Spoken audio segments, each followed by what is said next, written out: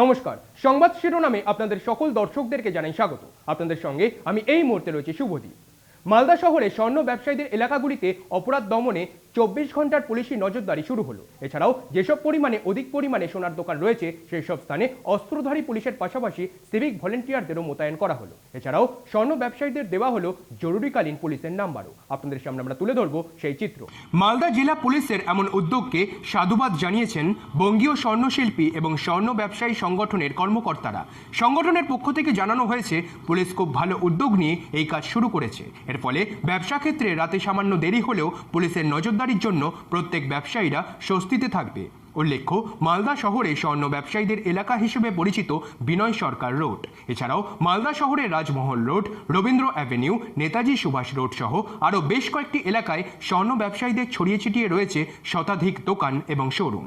সামনে দুর্গাপূজা এবং বিয়ের মরশুম আসতে চলেছে, ফলে এখন থেকেই বেচা কেনার পরিমাণ অনেকটাই বাড়বে বলে জানিয়েছেন স্বর্ণ ব্যবসায়ীরা। এক্ষেত্রে রাতে দোকান দেরি করেই বন্ধ হবে। স্বাভাবিকভাবেই এই পরিস্থিতিতে 24 ঘন্টা পুলিশের নজরদারি সুবিধা বাড়ালো ব্যবসায়ীদের। ব্যুরো রিপোর্ট, সংবাদ শিরোনাম। এই চুরি ছিনতাই ডাকাতি যেটা বেশ কিছুদিন যাবৎ হয়েছে, সেই হিসাবে আমরা বারবার প্রশাসনকে জানিয়েছিলাম। জানানোর পরে ওনারা কিন্তু ইদানিং মাসখানিক ধরে আমাদের দিনের বেলা একটা পুলিশ পাহারার ব্যবস্থা করেছে।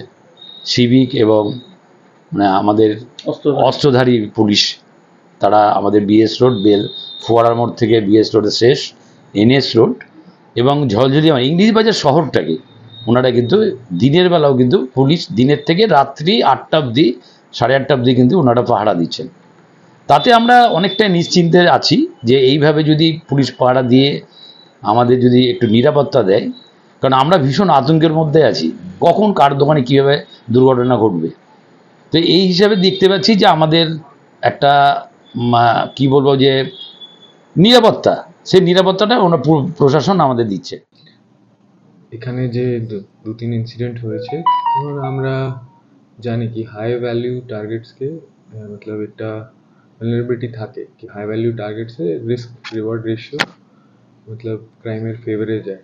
তো যেখানে যেখানে জুয়েলারি শপস আছে, তো স্পেশালি টাউনে মেন টাউনস যে আছে ওখানে আমরা চাইছি কি আমরা একটা এরিয়াকে ডিমার্কেট করে সব চ্যানেলস হয়তো আমরা কভার করতে পারবো না, কিন্তু যে মেজর চ্যানেলস আছে ওখানে আমরা একটু নজর রাখি, সিভিক ডিপ্লয়মেন্ট করি। আর দিনের বেলা আমরা চেষ্টা করছি কি ওখানে একটা মোটরসাইকেল পেট্রোল রাখি আর্ম গার্ড দিয়ে, তো ডাকাতির জন্য মেনলি। অ্যান্ড এই সেকেন্ড যে আছে রাত্রিবেলা যে আছে ও বার্গলারি অ্যাটেম্প্ট হতে পারে, এর জন্য আমরা নাইটেও কিছু মোবাইল পেট্রোল রাখছি আর কিছু স্ট্যাটিক সিভিক ডিপ্লয়মেন্ট করা হচ্ছে। মানুষের পাশে মানুষের সাথে আমরা আছি এই বাংলাতে। আপনারা দেখছেন সংবাদ শিরোনাম। দেখলেন তো অনেক কিছু, এবার দেখুন নতুন কিছু।